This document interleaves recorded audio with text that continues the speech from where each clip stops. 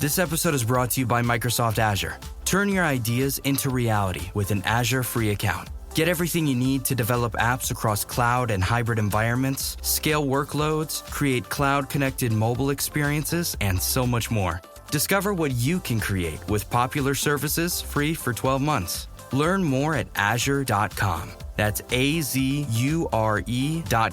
And sign up for a free account to start building in the cloud today. When it comes to towing, seeing is believing. That's why Chevy Truck's advanced camera technology offers up to 8 available cameras for 14 unique views, so you can focus on the view that really matters. Chevrolet, together let's drive. Learn more about Chevy Trucks at Chevy.com. Safety or driver assistance features are no substitute for the driver's responsibility to operate the vehicle in a safe manner. Read the vehicle owner's manual for important feature limitations and information. When you need mealtime inspiration, it's worth shopping Kroger, where you'll find over 30,000 mouth-watering choices that excite your inner foodie. And no matter what tasty choice you make, you'll enjoy our everyday low prices, plus extra ways to save, like digital coupons worth over $600 each week. You can also save up to $1 off per gallon at the pump with fuel points. More savings and more inspiring flavors make shopping Kroger worth it every time. Kroger, fresh for everyone. Fuel restrictions apply. Thanks for choosing this free Anfield Index podcast. If you'd prefer to listen to this or any of our other shows without adverts, then now's the time to check out Anfield Index Pro. With AI Pro, you can supercharge your entire listening experience. You'll not only get all of our podcasts without the ads, but you'll have them far faster with our Quick Publish feature available exclusively for subscribers. AI Pro also puts you in the heart of our sound studio, with an option to listen to many of our shows live and interact with the podcasters in real time as the shows are recording. Upgrading couldn't be easier. AI Pro is available on all popular podcast platforms. Just head on over to AnfieldIndexPro.com and get started today. Good morning, good afternoon, good evening, wherever you are, whatever you're doing, and welcome to another post-conference presser from Anfield Index. It's a funny old day, isn't it? It's the press conference from Arne Slot ahead of them down the East Lancs on Sunday. It's deadline day. There is a million things people wanted asked, answered, get the words out there. And we'll do the normal, ladies and gents. We'll talk about what Arne Slot was asked, what he answered. We'll have a quick scan back to Brentford. We'll talk about United threats, and we'll even talk about the lineup. Whereas he confirmed later on in the press conference, he will have a full squad to choose from, bar Curtis Jones. Curtis Jones is still injured and he's not training, as he confirmed today either. So, yeah, there we go. Naturally, everyone can guess what the first question he was asked from Benny O'Connor on Sky was. It was packaged in a lot of ways in terms of you're looking for transfers, you're looking for outgoings. Are you happy with Chiesa? Are you happy with Marmadashvili? Will there be any further outcomings? He is sharp, Arne, isn't he? So, as he said, again, there's a lot of questions in one there. Of course, I'm very happy with the ones that are signed. It's very difficult for us to make this team even stronger. If we find them, they're very happy with that. Chiesa is someone who can help us for the short term, and Marmadashvili is my example of where this club does very well and thinks the long-term future of the club, and that's why we signed him. I'm not expecting anything, but it's no different than all the days before you asked me, but I'm not expecting anything. Yeah, I mean, being honest, recording this at around 11 a.m. and just about 25, 30 minutes ago, Arne Slot said he's not expecting anything. It's tight in the day. Just if you think, you've probably seen it like me, the array of playing rumours, all the types of things. There's no real names out there. And who knows, by the time you're listening to this, it could break. But I am steeling myself for the fact that, in all honesty, this is probably it. It is Chiesa, Marmadashvili for the future, and that's your lot. It could be a case of maybe there's I don't know if it was outgoings, but to me, it really is. If you were to score it right now, it's a what? A 3 out of 10 window. And this is terrible because I think Chiesa is a brilliant signer. I think it's actually the bit where they talked about opportunistic. I love it for that. I really do. And there's so much. We'll come on to Chiesa later as well. But you didn't get the number 6. You didn't get the left-sided centre-back. I know people will say this can get done later, but you didn't get any of your 3 big stars re-signed. They're all running down into 12 months. What really has been achieved that, hoopla, and yes, Chiesa was a good player. I love that signing. Absolutely. I think it gives us a right-wing cover, which was maybe people were looking at for Mo Salah as well. I get that. In fact, Marmadashvili, yes, he is a talent, but it's not going to be used for possibly as even talk, which we kind of hope in a way, 2 years, because then you get another 2 years of Alisson. So is it feeling all warm and positive in the transfer situation? No. It'd be a lie to say any different. I'm hoping when I do the transfer show later with Trev, it will look wildly different, but that is just the honest thought right now. There's always hope while the window stays open, but there we go. And he was asked about outcomes. He said it's the same as for incomes. If the right opportunity comes up, we shall act. If that comes, it will happen. But my main attention is on the United. Yeah, he's not dealing with that. But you still expect Richard Hughes to sort things around Ben Doak loan, Stefan Bajcetic to get confirmed. Looks like Tyler Morton's staying, doesn't he? Do Nottingham Forest come back for Queven Kelleher again? That'll be interesting to keep an eye on because they made a derisory offer yesterday, didn't they? So there's a lot to watch there. But yeah, I just can't get excited about turning a big profit at the moment. I have to be honest about that. He was also asked about being patient with Chiesa and the need to do that because he's not really played for a while. He goes, we're excited. Like I've said before, if we sign someone who can help us achieve our goals and improve the squad, everyone is excited. I think one of the best things about working here is the culture of the team is about working hard to try and achieve their goals. And it's really important that the first player we bring in has the same attitude and culture. He works really hard on and off the pitch to try and get the best out of himself. It makes him an interesting signing for us. We should take care of him in the beginning because he didn't train with his old team in the last 2 weeks. But before he did, we have a great performance staff and we'll help him build up in the right way. Chiesa, you loved what you've seen of him so far. You loved the interview. The enthusiasm just bubbles through, doesn't it, as he talks, the passion. There's always a happy intensity that we like to see that he's displaying. His English is great. The injury situation is addressed. Yes, it was a previous ACL, but since then it's just been minor things. And as a lot of people will say, things that are expected normally when you come back from a long-term injury. But if you look at his minutes last season, there's a lot to like. Even like Sam Maguire did a few pieces about his trajectory on the stats. They're all going the right way. Well worth checking out if you've not seen it at all. So there is so much to be pleased about with Chiesa. And like you said, or Arne Slot said, his attitude looks great. And you do have to be a bit patient with him because Juventus have kind of ostracised him through Motta. They were trying to push him out, understandably, from what's been said from the Italian side, sort of the financial element, the year left to go. The good thing is there is an international break maybe for Chiesa, funnily enough. I don't genuinely know if he's in the Italy squad. I'm going to assume he is, so he could get match fitness there. If he's not, I'm delighted with that, by the way, because we know about internationals and our thoughts. But it's a real chance for Chiesa to work with Ruben Peters, isn't it? So, yeah. Thought Slot answered it well. I thought Chiesa's interviewed brilliantly so far. Very much now looking for Ruben Peters to do his bit and work his way in. Probably the only disappointment, as was confirmed, he is not expecting him to be in the squad for United. But all positives all round with the Chiesa signing and the answers there. As well, he was asked about Queven Kelleher. He said, well, we have decisions to make as well. It's not just the player. If you work at a club like Liverpool, we need a lot of good players.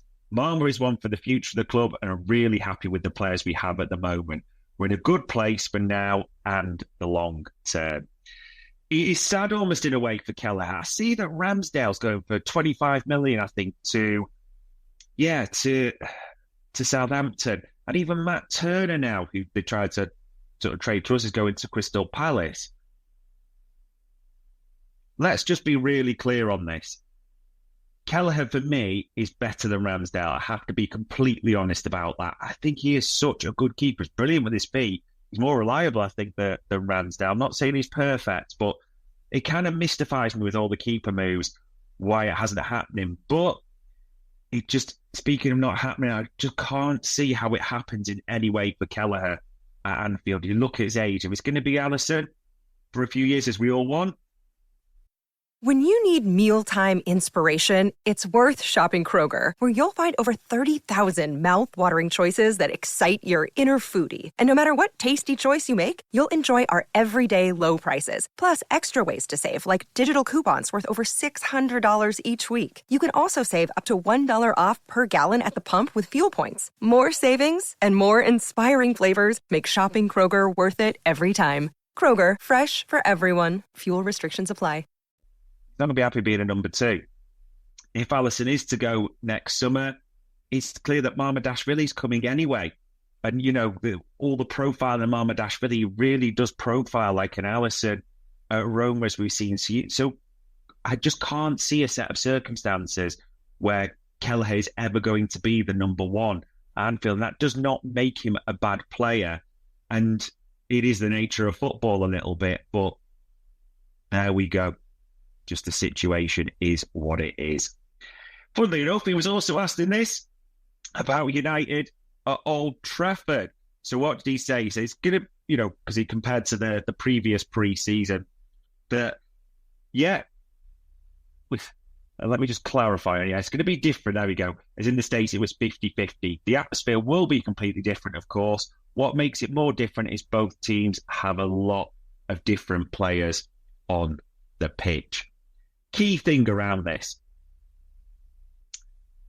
Yeah, this is his first experience of this atmosphere. And we won't talk about it too much because we know United will come to town, as they always do, and they will raise their game against us. There will be the crowd pushing them on. And also the big thing about last season was we didn't control any of those games. It was the one thing we completely lacked, wasn't it? In that FA Cup defeat, which I know people won't care about, but that 2-2 draw in the league, we just lacked control, didn't we? Especially in that second half. It was kind of one of the horror shows to the end of the season. The one thing you would say that you've seen from Arne Slot's team, the team that has the highest XG of, you know, attacking wise and the lowest XG conceded, is control. That is a key element of it.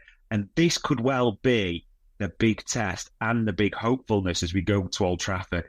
Can we control the game? Can Slot help us do that when the pressure comes on? And it will come on at some parts at Old Trafford. You know, don't get away from that by any means. At the same time, when the white heat is there, can he help us control and keep our rhythm and keep it tight? Would be great. I mean, imagine a clean sheet at Old Trafford. That sounds erotic, doesn't it, almost, you know, to keep that going. It does feel like it's all about, can we maintain the control we've had in these 2 games into this one? Huge game. Maybe maybe about it, I suppose. A huge test for Arne Slot and his team, but we will not have to wait long to see that. And the final one I'll give you from the press conference, he was asked about his relationship with Ten Hag and said, yeah, it's good, as is normal with any other manager. I respect him a lot. I respect him based on what he's done with, you know, his club. And he mentioned the 2 Roods and how he respects them and how they've done at their previous clubs. And then he was asked, are they friends? No. That's something else. For that, we don't know each other and see each other well enough. Yeah, that we're not going to be friends here, are we, ladies and gents? Simple as that. It's not a friendly game. It's huge. Yeah, we've got to be happy about that completely. So remember, if you think back to Brentford, and I know we always talk, it feels like a million years ago, that 2-0 victory over Brentford, doesn't it? But we shouldn't be. You know, 2-0, clean sheet, Diaz and Salah scoring a couple of great goals. So much to like about this performance. We always ask, has anyone played their way in or out? No. I think it's just got to be the simple answer. Konate came in for Kwanzaa, immense. Gravenberch, again, very, very good at the 6. Salah doing Salah things. Diaz, again, brilliant with the goal. Jota, again, contribute. Like, you could go throughout the team. If anything, the people who were kind of cautious about last week as well, in terms of, you did like Robertson at Ipswich, but he was decent here as well. I thought he had a good game against Brentford. Trent, incomparable to any other right-back. Finally, Carsley's realised that actually Trent might be the best right-back in England, hence Kieran Trippier's retired and Kyle Walker's not there. We'll see. But yeah, no one has played their way in and out. It will be, for me, and it'll become clear in the starting lineup, that I'll say. But we'll always talk about the United threats. It's easy just to go, you look at United and go, they've been absolute pish these first 2 games. They were horrendous against Fulham before Xerxes stabs it home late on. Against Brighton, they were pretty bad, and Diallo's goal was deflected, and look at how many people they left out at the back post of Mart at the last minute before Pedro heads it in. So it'd be easy just to say they're rubbish. However, if that was the case, it should be easy, but it's not by any means. Our record for a start is not good there. It really isn't. Aside from that 5-0, we lost the next one there 2-1 in, Ten Hag's first game for them in that fixture. Last season, it was horrendous results all around, and even the 0-0 at Anfield, that was almost one of the worst games for different reasons. But the FA Cup, 4-3, horrendous. The 2-2 league draw, lack of control, the Kwanzaa mistake. There's so much not to like in recent history about this fixture. It's a huge pitch, which always makes a challenge for us in that sense. So the legs will be absolutely crucial in that one. And even you think that they just raise their game for us. They will. The crowd will be baying. We've got to almost kill it and control it. That is the key word, haven't we? But there's pace as well. Garnacho. Trent's been brilliant this season, and I'm not saying Garnacho is a world beater by any means, but he had some good moments against him last season. You have to be honest in these fixtures. So that'll be one to watch. Diallo got the winner in the FA Cup. He seems to be their starting winger. Pace to burn. Robbo's going to have to be on it. Bruno, the little rat himself, but he does just raise himself for this one, as we know. And Xerxes, an interesting potential goal. Don't just write this on and say, like, crap, we should beat them. That would just be so narrow-minded. There's been a real focus. Slot will drill them well, but United away is a completely different challenge to Brentford and Ipswich at home. They're not even in the same ballpark. So there we go. Which leads to the lineup, score and scorers. Let me be really crystal clear, I think, on this one. I'd be delighted beyond belief if we kept a clean sheet. I know people are going to say their attack isn't great, but it's United at Old Trafford. So, lineup-wise, I think you've got to be exactly the same as against Brentford. It is, Konate and BBD in the middle will be crucial. Robbo, Trent, Alisson, completes your back 5. Grab at the 6, done nothing to move out of there. Got legs as well. McAllister and Szoboszlai. McAllister hasn't quite got the sort of all-round mobility, you would say, but he'll be key for a sort of metronomic element, isn't he? Ticking it over. Szoboszlai's legs will be crucial. And the front 3, you just don't change them at the moment, do you? They're all scoring, they're all assisting. They've all got 2 goal contributions at least. Salah's obviously got more for obvious reasons in 2 games. You just can't change your front 3, but subs will be crucial as well at the same time. Score and scorers. I am going to go, ladies and gents, and when you women are back and forth, and I don't say this with confidence, but 2-1, I am going to go. Salah to score just because we know his record is unbelievable at Old Trafford. I think there'll be some nervy elements. Maybe it's a bit of the heart talking, but you should be buoyed the prospect of going to Old Trafford with these guys. So yeah, 2-1, Salah to score, and I would take that every day and 6 times on the Sunday. So there you go, ladies and gents. You might have bigger concerns with transfer window. As I say, I'm not too hopeful as we approach sort of 11:15 here. We will have to see. But for another episode of Post Conference Presser, there we are, Anfield Index. We hope you enjoyed listening to this Anfield Index show. Please be sure to subscribe to our channel so future podcasts find their way to your device automatically. There's nothing quite like fan engagement, and we'd love to know what you think of anything discussed on this show. The best way to get in touch is over on our free Discord community, where both podcasters and listeners debate the hottest LFC topics 24/7. Sign up free now at anfieldindex.com/Discord. You won't regret it. You can also follow us on Twitter at Anfield Index and find us on Facebook by searching for Anfield Index. Oh, and before you go, we'd love it if you could leave us a 5-star review on your favourite podcast app. It only takes a couple of seconds, and it means the world to the people who create these free shows.